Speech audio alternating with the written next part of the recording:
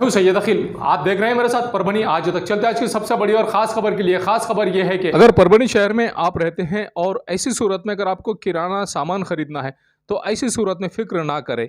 आपकी सेवा में जिस तरह से परभनी शहर में बेस्ट प्राइस सुपर मार्ट, ये परभनी शहर के गुलशन बाग कॉर्नर पर यहाँ पर एक मॉल, किराना दुकान का मॉल यहाँ पर हुआ है और बहुत ही बड़े पैमाने पर यहाँ पर इस मॉल का उद्घाटन किया गया है। और जिस तरह से आप देख सकते हैं कि किस तरह से इस मॉल में सामान भरा हुआ है, आपकी सुविधा का हर वो सामान यहाँ पर, किराना का जो भी सामान आपको लगता है, आप यहाँ पर एक बार आकर ज़रूर यहाँ से सामान खरीदें।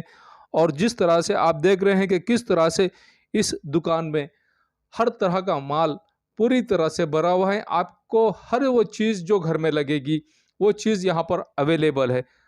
जिस तरह से परभनी शहर के गुलशन बाग कॉर्नर पर बेस्ट प्राइस सुपरमार्ट के नाम से एक किराना दुकान का बहुत ही बड़ा मॉल यहाँ पर आपकी सेवा में शुरू किया गया है। और जिस तरह से ये मॉल जिस तरह से आपकी सेवा में शुरू किया गया है, आप यहाँ पर एक बार ज़रूर आएँ और आकर अपने ज़रूरत का सामान यहाँ से आप बहुत ही उम्दा कीमत पे, बहुत ही रीज़नेबल प्राइस में यहाँ से आप ख़रीद सकते हैं। आप देख सकते हैं कि किस तरह से यहाँ पर आपके सेवा के लिए, आपकी सुविधा के लिए यहाँ पर माल अवेलेबल किया गया है। आपकी आसानी के लिए यहाँ पर हर चीज़ अवेलेबल है। आप जिस क्वालिटी का माल आप चाहते हैं, एक भरोसेमंद मॉल आपकी खिदमत में आज से ही शुरू हो गया है। 19 दिसंबर 2021 से आम लोगों के लिए पूरी तरह से ये किराना दुकान का, ये किराना मॉल पूरी तरह से खोल दिया जाएगा आम लोगों के लिए, सर्वसाधारण लोगों के लिए।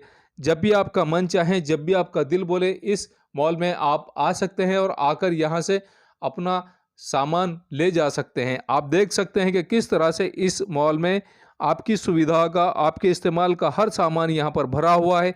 एक बार आप इस मॉल में ज़रूर आएँ और आकर यहाँ से अपने ज़रूरत का सामान ज़रूर लेकर जाएं।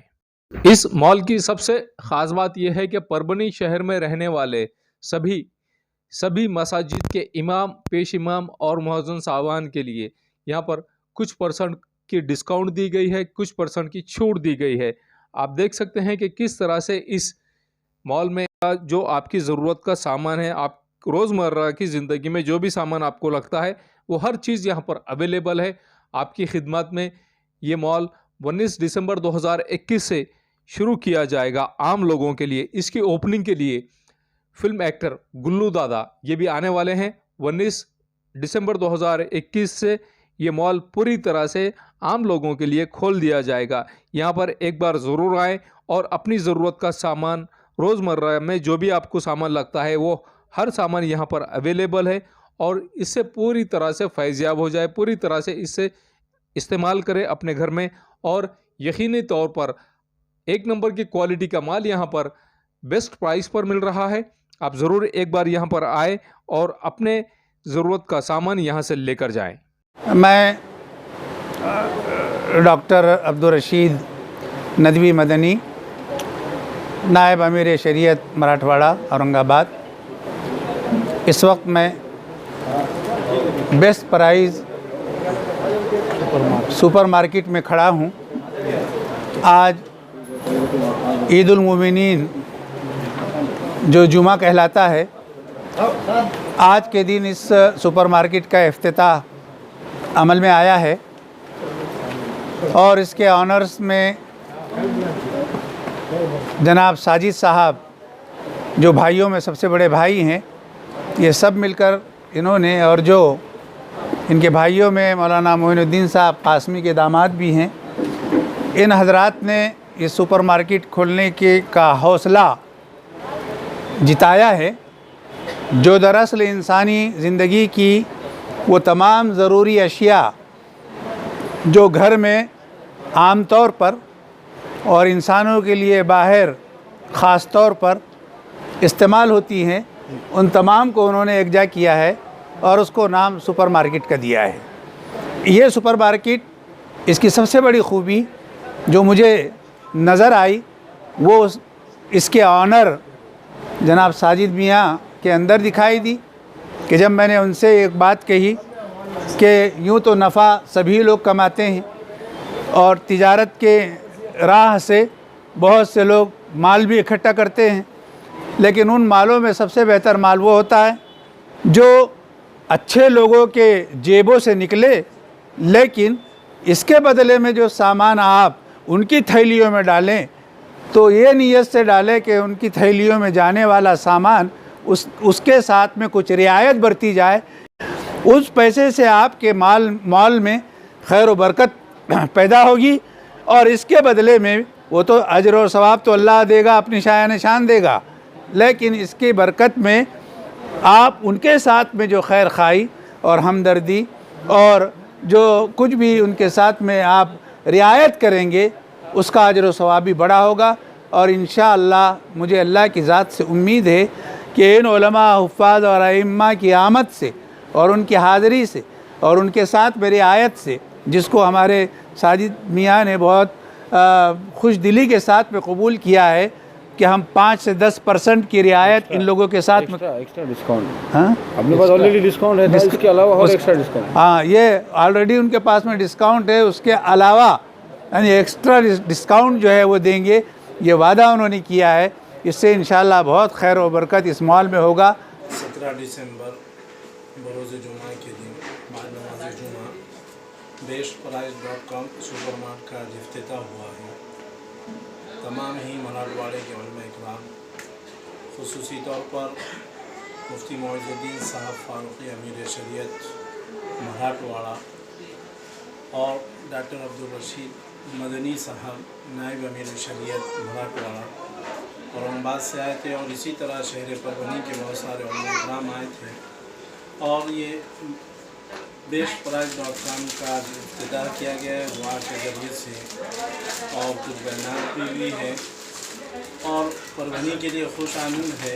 और इसी तरह अब्दुल मजीद भाई और MD जावेद एंड ब्रदर्स का हम सब लोग इस्तेमाल करते हैं और शुक्रिया अदा करते हज़रत मौलाना मोहम्मद मोइनुद्दीन कासमी जो शहर जमीयत उलमा परभनी के सदर है, उनके अब्दुल मजीद भाई समधी भी है, इसलिए ये इन उलमा इकराम से बहुत ज़्यादा मोहब्बत भी करते और ताल्लुक़ भी है।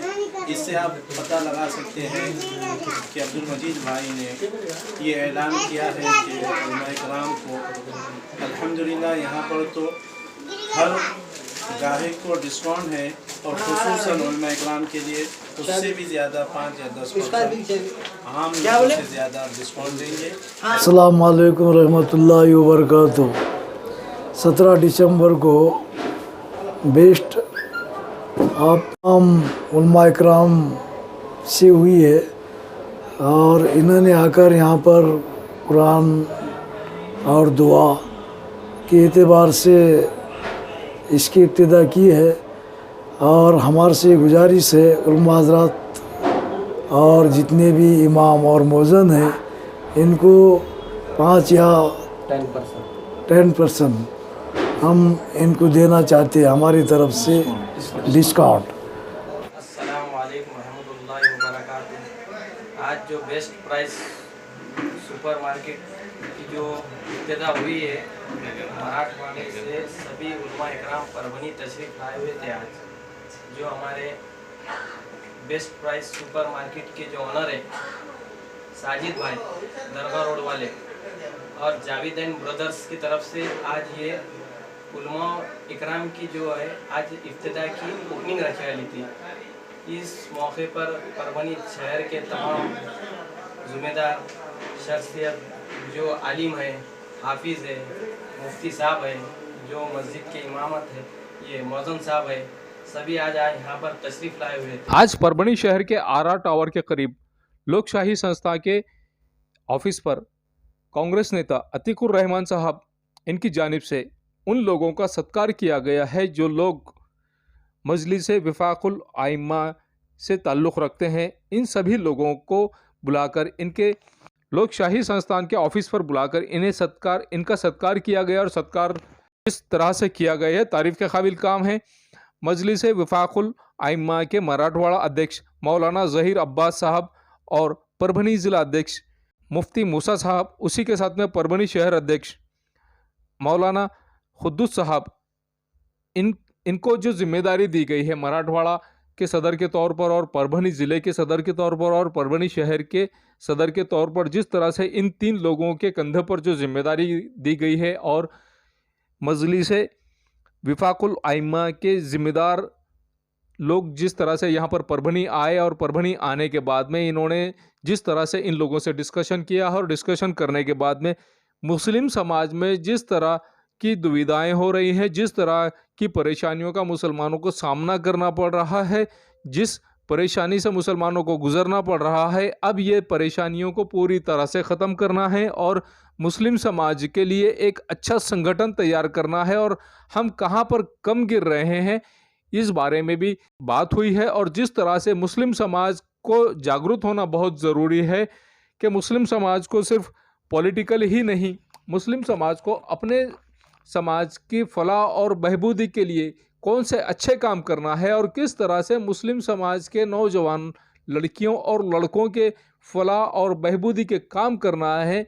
यही नहीं बल्कि इसके अलावा इससे आगे जाकर किस तरह से मुस्लिम समाज में ज़्यादातर तलाक हो रहे हैं, किस तरह से मुस्लिम समाज में ज़्यादातर झगड़े हो रहे हैं, इन सभी मामलात पर डिस्कशन हुआ। और इसी के चलते आज परभनी शहर के आर टावर के करीब लोकशाही संस्थान की जानिब से कांग्रेस के जाने माने लीडर फखरुर रहमान साहब, इनकी जानिब से जिस तरह से इस मीटिंग का इनेकाद किया गया था, सभी जिम्मेदार लोग अपने तौर पर मुस्लिम समाज की फलाह और बहबूदी के लिए किस तरह से काम करेंगे, ये भी इन लोगों में, इन मौलाना लोगों में रखा गया है। और इस जिस तरह से इस मीटिंग का इनेकाद किया गया था, इसी के चलते आइए जानते हैं किस तरह की प्रतिक्रिया मौलाना साहब ने दी है। और इसी के साथ परभनी शहर की जानी मानी शख्सियत तहसीन अहमद खान, इन्होंने भी क्या कहा है, आइए जानते हैं किस तरह की बात इन लोगों ने रखी है और मुस्लिम समाज में किस तरह से काम करना चाहिए ये भी इन्होंने रखा है। आइए जानते हैं किस तरह की प्रतिक्रिया इन्होंने दी है और क्या कहा है। इस वक्त अपनी अपनी मसाजिद में खिदमत अंजाम दे रहे हैं या मदारिस के अंदर खिदमत अंजाम दे रहे हैं, तो मौजूदा दौर के मुनासिबत से इनके अपने बहुत मसाइल भी हैं और ये जिम्मेदार भी हैं समाज के, और हालात इनके ऊपर भी आते हैं। मैं क्लियर बताऊंगा आपको, उसमें कोई चीज़ में कंजूसी नहीं की जाएंगी। काम करते करते हालात इनके ऊपर भी आते हैं, मसाइल इनके सामने भी होते हैं। इन्हें मरबूत किया जाए कि मौजूदा हालात की रोशनी में, मौजूदा हालात से मुराद क्लियर कट कि राहु केतु पूरे मुल्क के अंदर लोगों को परेशान करते फिर रहे हैं। आप समझ गए होंगे मेरा इशारा किधर है। हम लोग चैन की सांस भी ले रहे हैं, मसाजिद बंद, मदारिस बंद, खानकाहें बंद, ईदगाहें बंद और उसके अलावा बाज़ार बंद, गाड़ी बंद, बस बंद, प्राइवेट गाड़ी बंद, हवाई जहाज़ बंद, ट्रेन बंद, क्या क्या गिनाया जाए कुछ समझ में नहीं आ रहा है।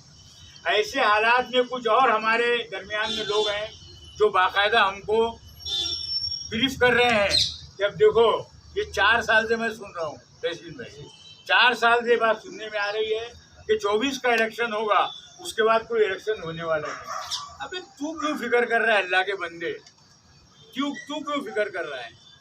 अफगानिस्तान का मामला था, हमने अपने सर की आंखों से देखा, जिसने कुछ आयतें निकालने का और गैर ज़रूरी मशवरा देने का कुछ प्रोग्राम बनाया, अल्लाह ने फैसला किया, आज वो कहाँ पर है।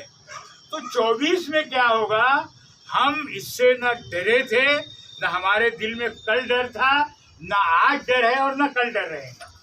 लेकिन हाँ, हम इतना बोल रहे हैं कि आप इस चीज़ से बचो कि हम अपने खुदा को याद कर लें। आप देखो फिर उसका रिजल्ट क्या आता है। तो अइम्मा हजरात को, ये मैं खुद अपनी मेरी बात बता रहा हूँ कि हजरत बहुत मस्जिदों में चीख पुकार कर रहे हैं, हुकूमत को बुरा बोल रहे हैं, नाम लेके बोल रहे हैं, इसको बोल रहे हैं। हम तो अपना नाम पता मोबाइल के साथ डिक्लेयर करते हैं। कोई ये नहीं कह सकते कि खामोशी बोल रहे, नहीं हजरत मैंने ऐसा बोला था और मैं ऐसा कर रहा हूँ, मैं माजरत चाहता हूँ। अभी परसों का अगर वाक़या बताया जाए, हमारा जाति कोई झगड़ा नहीं है। उसके बाद में एक काम हमको बताना चाहा तो हमने बोले कि हमारे पास भी एक काम है, चल रहा है मामला।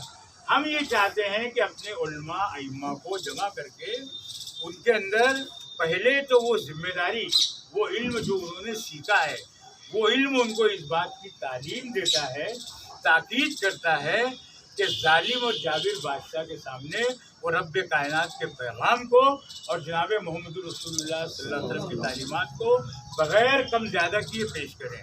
अपने अंदर हिम्मत रखें, हौसला रखें, बस मुर्दगी का शिकार ना हो कि भाई क्या होगा, ये अब क्या होगा, 24 आएंगे तो क्या होगा, 22 आएंगे तो क्या होगा। अल्लाह जो चाहेगा वो होगा, अल्लाह जो चाहेगा वो नहीं होगा। हम क्यों फिक्र करें भाई, हम उसकी बंदगी करते जाएं, अपने अंदर हौसला रखें, खुद भी जो है बेबाकी की ज़िंदगी बसर करें और आवाम में भी एक मैसेज दें। देखिए जो खराबियाँ आ रही है, क्या क्या आपको बताया जाए, हमारे नौजवान बच्चों को रात में ये बोलना पड़ता है कि बेटा तुम्हारे माँ बाप भी हैं और तुम्हारा अपना घर भी है, आपसे अदबन दरख्वास्त है कि तारीख बदलने के पहले 12 के पहले अपने घर पे तशरीफ ले। ये लाडला क्या गुल खिला रहा है, हमारी बहनें बेटियां कहाँ जा रही हैं। और इख्तिलाफ का जो मामला आया, इख्तिलाफ का तो मौलाना रफ़ी साहब 16 में ही ख़त्म हो गया, उसका जनाजा निकल गया।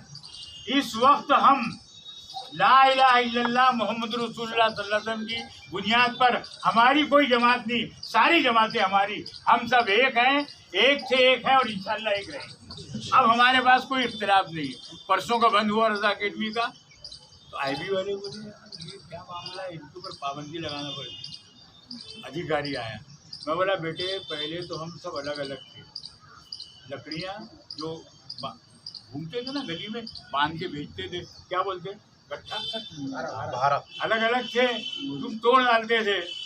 अब सब साथ में है, हम ये सब साथ में है, इतना मारेंगे कि तुम्हारा पता भी नहीं चले। केस करके देखो, पाबंदी लगा के। ये माहौल बदल चुका है। हम चाहते हैं कि हमारे अइम्मा भी वही माहौल हो, हम कलमे की बुनियाद पर रहेंगे। कलमे की बुनियाद, देखिए माँ की जानिब से जो रिश्ता होता है वो काय का होता है, दूध का होता है, और बाप की जानिब से जो रिश्ता होता है काय का होता है, खून का। मेरा और आपका रिश्ता ना दूध का रिश्ता है ना खून का रिश्ता है। उड़ीसा में लोग मारे जा रहे हैं, बहनों बेटियों की इज्जतें लूटी जा रही हैं। हमको तकलीफ हो रही है कि नहीं हो रही है? क्यों हो रही है भाई? हमने देखे, हम जानते हैं उनको, हमारे खानदान के हैं नहीं, हमारा उनका नूरानी रिश्ता है, ला इलाहा इल्लल्लाह मोहम्मद रसूलुल्लाह। इस रिश्ते को और इस कलमे को लेकर आगे बढ़ना है, अपने अंदर भी हिम्मत पैदा करना है, अपने समाज से लड़कों से मुताल्लिक हो, लड़कियों से मुताल्लिक हो। लड़कियां जो है दीन अपना तब्दील करती हैं, लड़कियां दीन तब्दील करती हैं, इनको भी रोकना है, इनकी भी इस्लाह करना है। बड़े पैमाने पर अब काजी शरीफ बैठे मेरे थोड़े के, बड़े पैमाने पर तलाक का एक सिलसिला चल रहा है, उसको भी रोकना है। ये सारे काम वो हजरात करेंगे जो क़ाल अल्लाह क़ाल रसूल की आवाज़ बुलंद करते हैं। और बाकी जो आप हजरात हैं, चाहे वो सियासी हों, लीडर हों या व्यापारी हों, जो भी हों, ये तो मुक़्तदी रहते हैं, इमाम के साथ मुक़्तदी रहता है। इमाम अगर अकेला मस्जिद में जाए तो नमाज़ पढ़ेगा क्या? वो मुक़्तदी होना, तो आप सब मुक़्तदी हैं। जितने सवाब का हकदार वो इमाम होगा, वो आलिम दीन होगा, उतने ही सवाब के हकदार आप हजरात होंगे।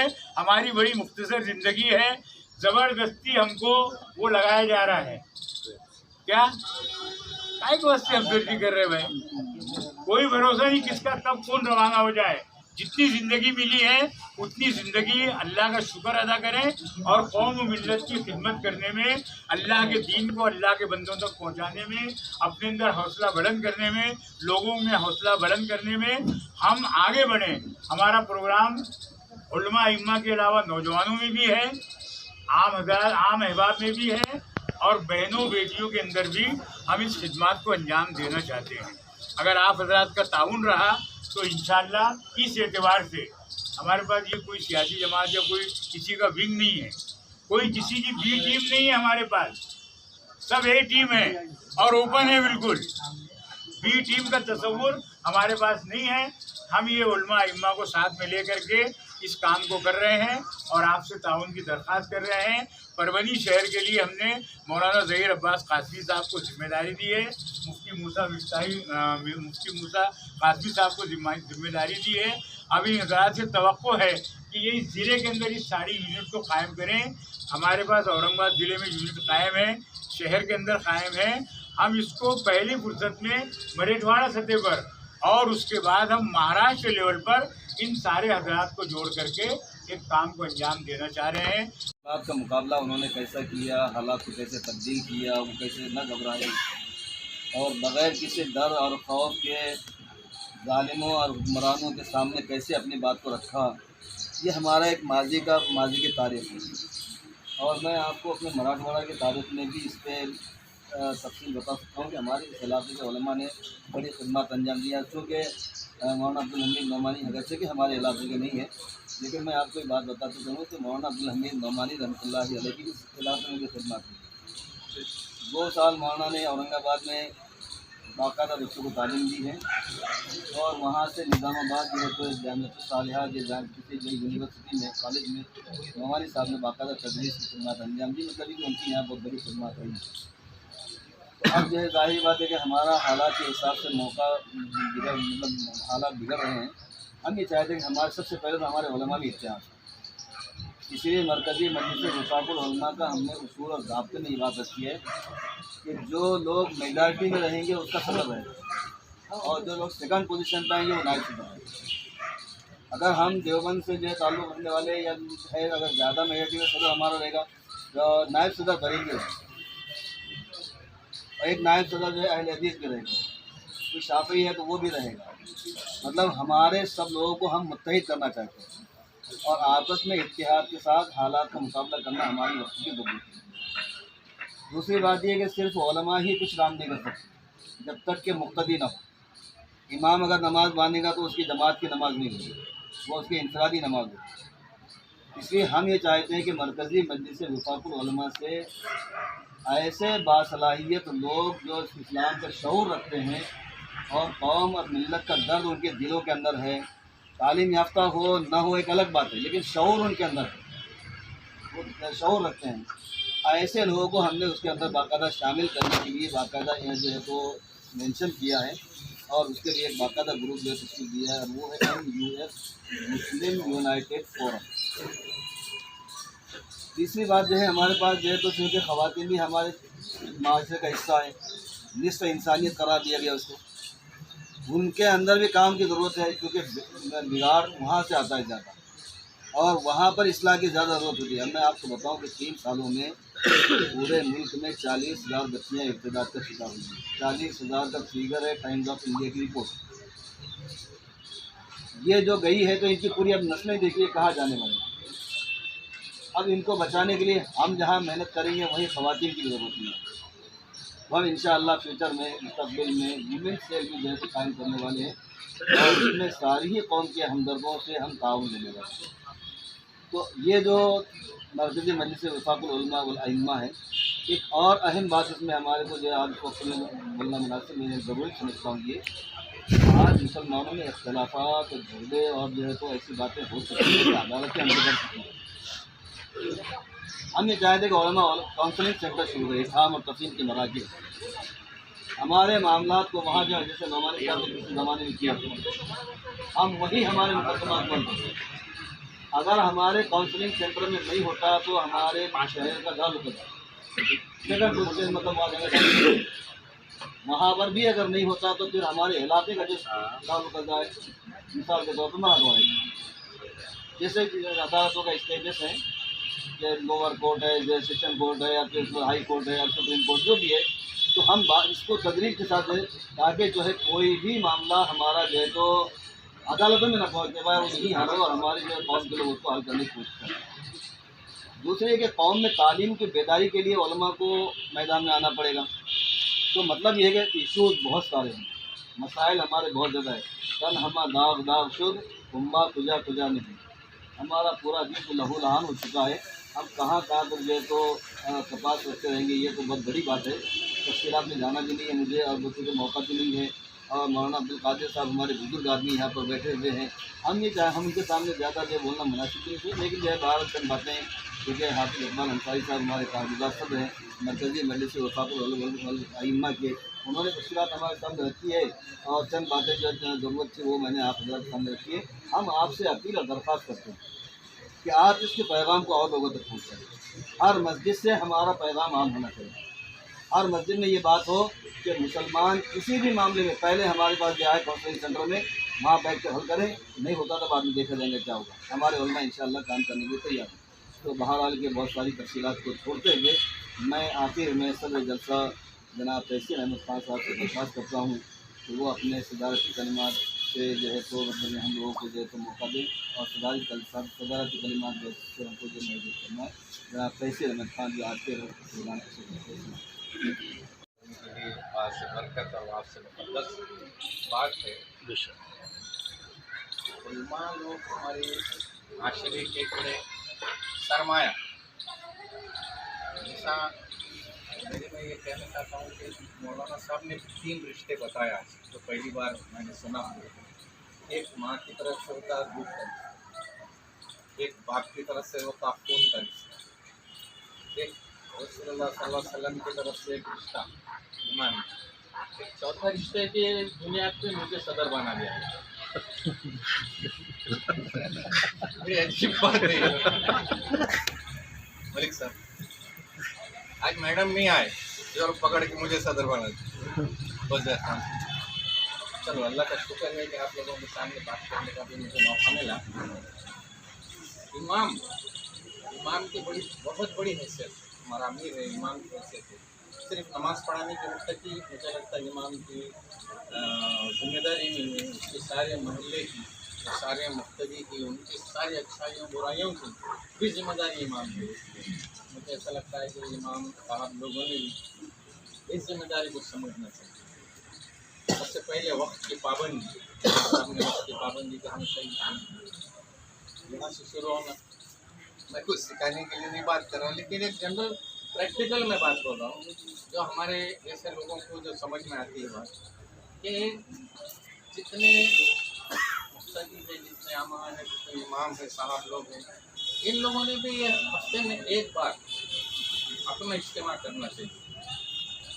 हर मस्जिद के इमाम ने, हर बुजुर्ग ने, हमारे हर आलिम ने उसकी भी एक जिम्मेदारी है। और हमारे अपने ख्यालात, हमारे अपने इज़हार ख्यालात, हमारे अपनी मुश्किलें, हमारे मसाइल वहाँ पे बयान करें। ये जमहूरियत है हिंदुस्तान के अंदर, इस्लामी तस्वुर है जमहूरियत। बैठ करो आप, जिसकी तरफ आप ज़्यादा लोग बैठ करेंगे आप उसकी आज वो हकीम है। इत्तेफाक से इस जमहूरियत के अंदर हम लोग सियासी शऊर नहीं रखते। बुजुर्गों ने, हमारे हिंदुस्तान के बहुत बड़े आलिम ने फरमाया कि भले आप 100 साल तहज्जुद गुज़ार बन जाओ, रोज़े रखो, नमाज़ पढ़ो, लेकिन आप में अगर सियासी शऊर न पैदा हो तो आपका मामला आप दरकिनार कर दिए गए। और अभी हम सब दरकिनार, एक किनारे पे हमने अपनी अलग से ये बना के रखी। इसलिए एक सियासी शऊर हमारे अंदर आना बहुत ज़रूरी है। दूसरी, अपनी अपनी सारी मुखालिफत को छोड़ के हमने आप लोगों की जो जिम्मेदारी, क्योंकि मैं मेरे इख्तियारात का मैं इस्तेमाल कर रहा हूँ, बोल सकता मैं आपको कि आपकी ज़्यादा जिम्मेदारी, आपके मोहल्ले में 60% से यूँ नौजवान नशे के लादी, नशा हमारे पास हराम।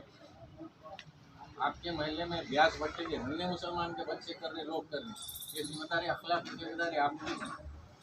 हम तो जाहिल लोग हैं, लेकिन आप उलमा हैं, आपको दीन की मालूमात है। मौलाना साहब जी, आपके मोहल्ले में ब्याज के धंधे कर रहे, बच्चों को उठा के लेके जा रहे ब्याज में। आज हो रहा है जो उस जहालत के ज़माने में होता था, मैं आपको सबूत पेश कर सकता हूँ। 2 दिन आपकी बच्ची रखो हमारे पास, 2 दिन हमारी बीवी को रख तेरे पास, हमारे मुस्लिम के लोग।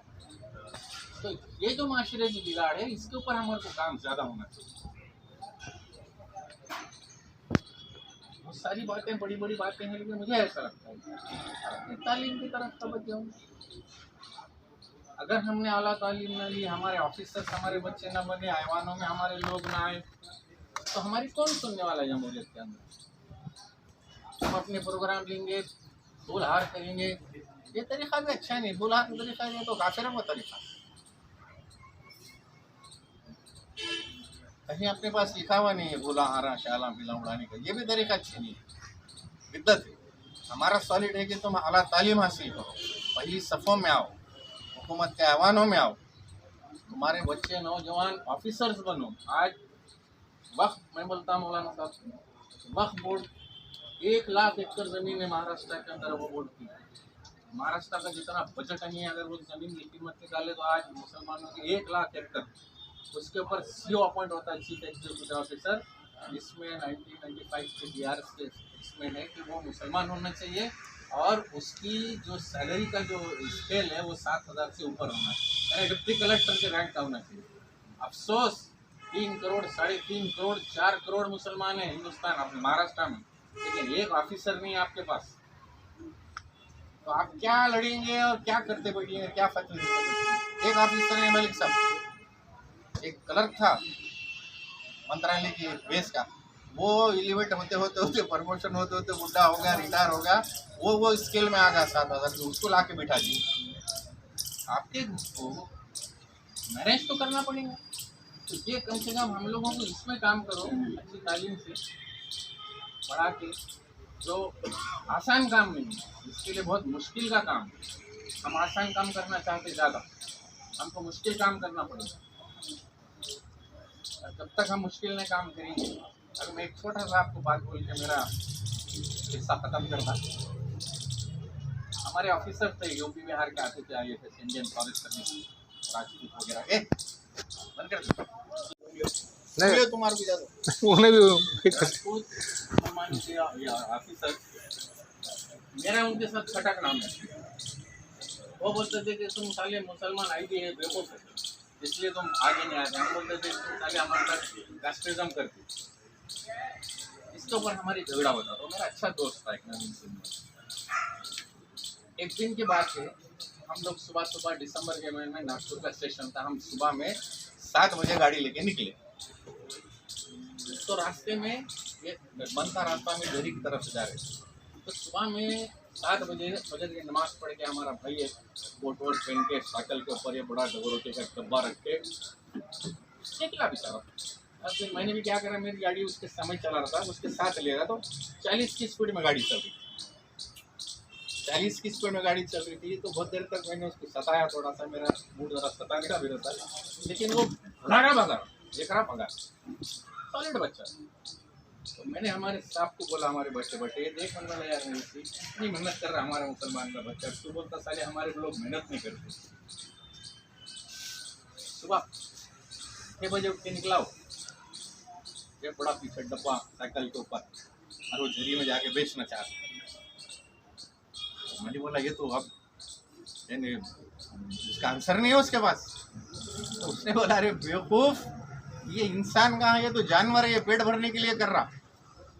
जब इसको मेहनत करने के लिए, जब गोटियां खेल रहा था, जब सो रहा था, आज तो उसको जानवर के जैसा पेट भरने के लिए उसको इतना तो करना ही पड़ेगा। वो इंसान है क्या? मेरे आंख पे कांटे आ गए मौलाना साहब। जब मेहनत करने की थी, जब सोया, माँ ने उठाई नहीं, जब गोटियां खेला, आज तो पेट भरने के लिए जानवर जैसा निकल जाता, चरने के लिए वैसा निकला हुआ है वो इंसान। इसलिए हमारे बच्चों की आला तालीम और कंपटीशन, ये स्पिरिट हमारे अंदर आना जरूरी है। जब तक हमारा अपना दूसरा बाहरी जाहिरी कोई भी हमारा अपना प्रॉब्लम सॉल्व नहीं कर सकता, फिर दूसरे यहाँ जो इख्तिदार में जो बड़े हैं गैर कौमों के, उनके सामने जो हमारे मौलाना लोग चापलूसी करते बैठते जाते उनके सामने जो भिगाते, ये भी एक ट्रेंड दिल को तकलीफ देने वाला। उससे तुम्हारी बेइज्जती होती, तुम्हारी इज्जत नहीं बढ़ती। हमारी इज्जत हमारी है, हमारा जो जत्था है, हमारा जत्था हमारा है। जत्थे बनो।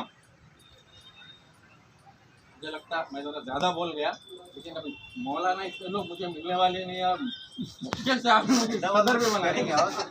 मैंने बोल रहा हूँ सदर भी बना दिया, आपको बर्दाश्त करना ही है। इसके बाद सुनना है, भाग भी नहीं सकते। इसके बाद इन्होंने गलती करना नहीं करना चाहिए।